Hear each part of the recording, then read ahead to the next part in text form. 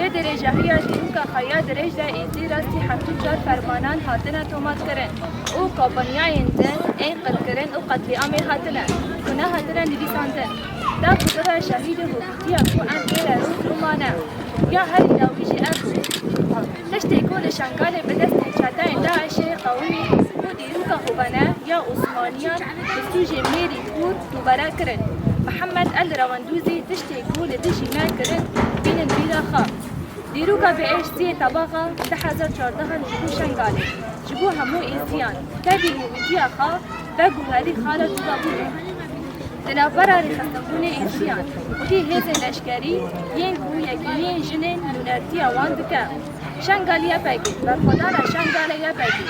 یکینا هیز اولهیه به نونرتی آسایش ازدخانه و ریببریه که خوزر کو بر جواندی ایزیان لبر جوان دکره و ما فیوان لبیره خیلی داخل دکه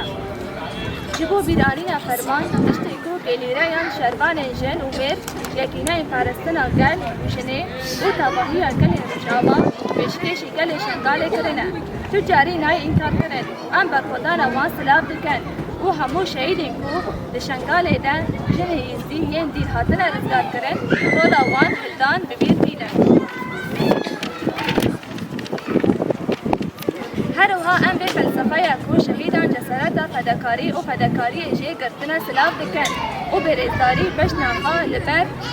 عبدالله وجادان بزندان امرالیه داد تاوینن کو او با گوهراندیه درستانه روی کرن آزاد جوی وره دست نشان کرن کو زندیتا خوبانه یا عثمانیان بسوژه دشنگال بینه دنابره ایریش نرقل کرنش گل شنگاله جا آلیه داکرکاریه ترک و جبلی حکومتیه کو لعفرینه بدست چرده دولتا ترک لسر ایزیان هاتنه کرن بردوام دکه او ویران کرنه پیروزگهین اولی لهنبری وان همویان جی دبی ام لهنبری هر جوره قل کرنه ببن خودی اداره که خود او رخستنه که بباندور ام حول بدن و دنگ جواقا خواب بگهینن بهیستنه و ما فی خواب پارزن جبر کو اف چند سالن جب جب قستنه هاتیه او لایقی بیرانینا شهیدان فرمانان بیجی برخودانا شنگاله بیجی برخودانا شنگاله بیجی برخودانا شنگاله بیجی برخودانا